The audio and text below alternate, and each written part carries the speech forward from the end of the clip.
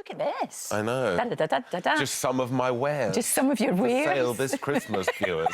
Isn't it wonderful? Isn't it fantastic? Oh, well, it I could be on my way now. No, it's lovely. No, I know. So it's very exciting. There's a tour of one of the books, Grandpa's Great Escape. Sure. Has become an arena spectacular. We did it on television a couple of years ago. I remember, yeah. With Sir Tom, did you watch it? I certainly did. And I thought Sir it was very Tom good. Courtney and Jennifer Saunders, and now we have Nigel Planer playing Grandpa, who's Neil from The Young Ones.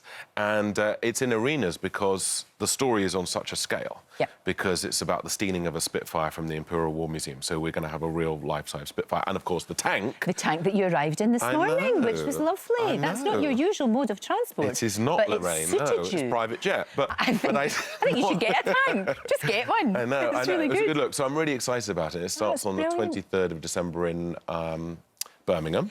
I'll be there, and then it's touring for the next couple of weeks around arenas around the UK. I mean, isn't it brilliant that something that was in your head and now it's got this life of its own, and that kids love it, though, David? They absolutely love it. I never realised, writing the books is only the start, because they can become so many other things. I know, well, they've been on TV and they've been on stage and now arenas. There's A Boy in the Dress is a musical with the RSC. It was like, oh, I've got this idea for a children's book, I might give it a go. Yeah.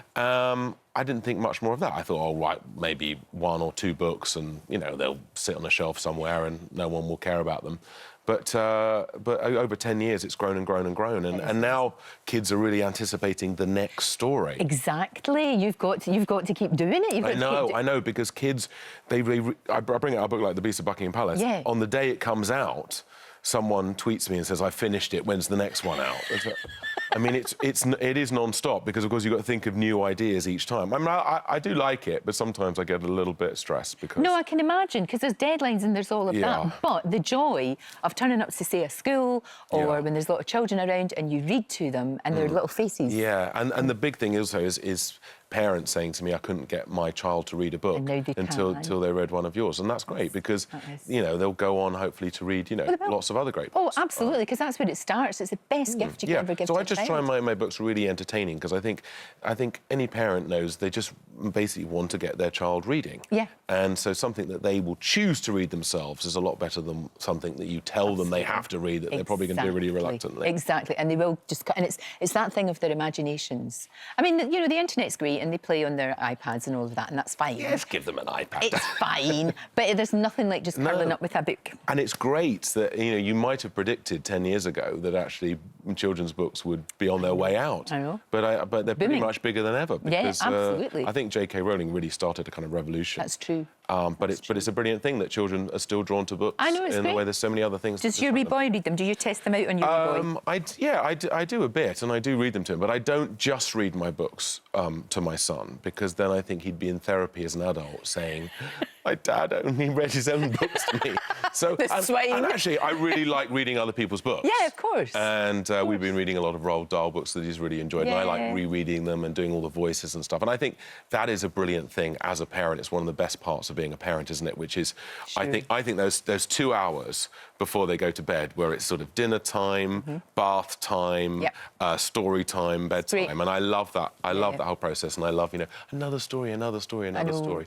But no, I don't push I don't push my own books or TV shows on my son. My son has only ever seen one little bit of Britain's Got Talent, which is when my mum stepped in for Simon Cowell, because Simon Cowell was he was 6 hours late that day, and my mum happened to be in the audience and she was on the show. So my son thinks that Granny is always on Britain's Got Talent. Oh, that's really cute. And your mum does come along to quite a few things with you. Yeah. She does. Can't stop her. No, well, she loves it. She loves it, and she loves meeting people. And why not? She'll be watching this morning. Look, it's all the stars. Elton John, Robin Williams. Bob Brydon, not so much. But, no, she does. She loves it. And also, I find that when you're with your mum, everyone is really nice to your mum. Of course. You know, because she is very charming, and she never really puts her foot on it. But she always wants... There's people that she fancies, Lorraine. Oh, who does she fancy? Paul Hollywood. Does she? He's catnip No. For the over 70s. Oh, right, OK. He really is. I don't get it, Alan Titchmarsh. Oh, yeah, well, I get that. I understand that. We all like Alan Titchmarsh. And so when we go to events, she always wants to meet the people that she fancies. That's fantastic. Yeah, so... She doesn't do anything about it. Oh, I'm going to be presenting the NTAs next year. You are indeed. So I'm going to sit her next to Paul Hollywood. Or maybe I'll just say, Mum, I'm sorry, there's only one chair. You've got to sit on top of Paul Hollywood. And who knows what might happen. Paul Hollywood might end up being my stepfather. It could work out. It could actually, although I think he likes the younger women. But your mum may be able to My mum could have some work done. Come on, Paul. Give her a chance. It might be all right. It may actually work. You mentioned Little Britain. Yes. Are you two going to get back and do stuff? Because you did a little... We were having dinner last night. Were discussing you? it. So there's lots of different ways. You know, we obviously just want to do something new. We want to work together. We want to make people laugh. So yeah, we're just weighing up what we really want to do. So we might do that. We might do something new. Sure. But you will be first to hear about Thank it. But the nice you. thing is, we're just, you know, Matt was living in America for many years, and he's back in England. So we're spending lots of time together and just chewing the fat. You know. Oh, that's good. I'm really pleased that you are. Because Yeah, me too. I don't think you would get away with what you got away with back then. Nor would you. No. Nor would you. Never did any of it. Well, yeah. I mean, it's a different world now. But you move with the times, don't you? You do. You absolutely do. You know, everything is sort of different 10 years ago, isn't That's it? You true. know, like whatever, newspapers, TV shows, everything. So it's good. You move with the times. You do, and you always do. You look you look so wonderful this morning. I love your outfit. You look beautiful. You can borrow it any time. Thank you. Any time.